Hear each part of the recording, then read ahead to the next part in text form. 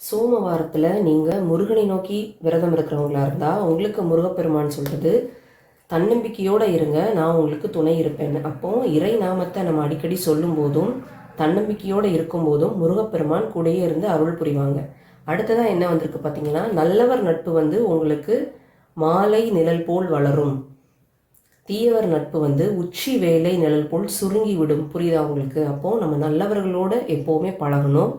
நம்ம கூட பழகிறவங்கள நல்லவங்க யார் கெட்டவங்க யாருன்னு ஒருவேளை உங்களுக்கு தெரியலை அப்படின்னா, அதுக்கு தான் நீங்கள் முதல்ல அந்த அவர் சொன்ன மெசேஜை எடுத்துக்கணும். நீங்கள் அவரை நோக்கி பிரார்த்தனை பண்ணும்போது உங்கள் கூட இருக்கிறவங்கள நல்லவங்க யார் கெட்டவங்க யாருன்றதை நிச்சயமாக அவர் உங்களுக்கு உணர வைப்பார்.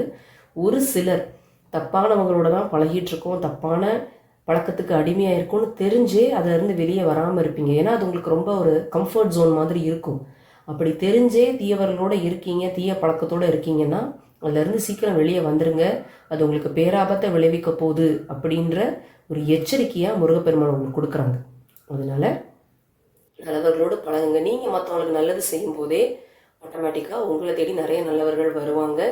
தீய சகாசத்துலேருந்து வெளியே வந்துடுங்க. முருகனை நோக்கி பிரார்த்தனை பண்ணுங்க, அவர் நிச்சயமாக உங்களுக்கு துணை இருப்பார். இந்த பதிவை பார்க்குறவங்க ஓம் சரவண பவான்னு டைப் பண்ணுங்கள். இதை மற்றவங்களோட ஷேர் பண்ணுங்கள். இறைவன் அருள் உங்கள் எல்லோருக்கும் எப்போதும் பரிபூர்ணமாக கிடைக்கும். நன்றி நண்பர்களே.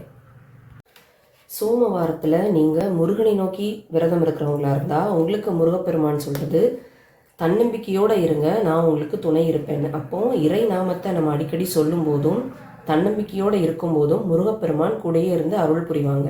அடுத்ததாக என்ன வந்திருக்கு பார்த்தீங்கன்னா, நல்லவர் நட்பு உங்களுக்கு மாலை நிழல் போல் வளரும், தீயவர் நட்பு உச்சி வேலை நிழல் போல் சுருங்கி விடும். புரியுதா உங்களுக்கு? அப்போது நம்ம நல்லவர்களோடு எப்போவுமே பழகணும். நம்ம கூட பழகிறவங்கள நல்லவங்க யார் கெட்டவங்க யாருன்னு ஒருவேளை உங்களுக்கு தெரியலை அப்படின்னா, அதுக்கு தான் நீங்கள் முதல்ல அந்த அவர் சொன்ன மெசேஜை எடுத்துக்கணும். நீங்கள் அவரை நோக்கி பிரார்த்தனை பண்ணும்போது உங்கள் கூட இருக்கிறவங்கள நல்லவங்க யார் கெட்டவங்க யாருன்றதை நிச்சயமாக அவர் உங்களுக்கு உணர வைப்பார். ஒரு சிலர் தப்பானவங்களோட தான் பழகிட்டுருக்கோம், தப்பான பழக்கத்துக்கு அடிமையாக இருக்கும்னு தெரிஞ்சே அதிலேருந்து வெளியே வராமல் இருப்பீங்க. ஏன்னா அது உங்களுக்கு ரொம்ப ஒரு கம்ஃபர்ட் ஜோன் மாதிரி இருக்கும். அப்படி தெரிஞ்சே தீயவர்களோடு இருக்கீங்க, தீய பழக்கத்தோடு இருக்கீங்கன்னா அதிலேருந்து சீக்கிரம் வெளியே வந்துடுங்க. அது உங்களுக்கு பேராபத்தை விளைவிக்க போகுது அப்படின்ற ஒரு எச்சரிக்கையாக முருகப்பெருமான் உங்களுக்கு கொடுக்குறாங்க. அதனால்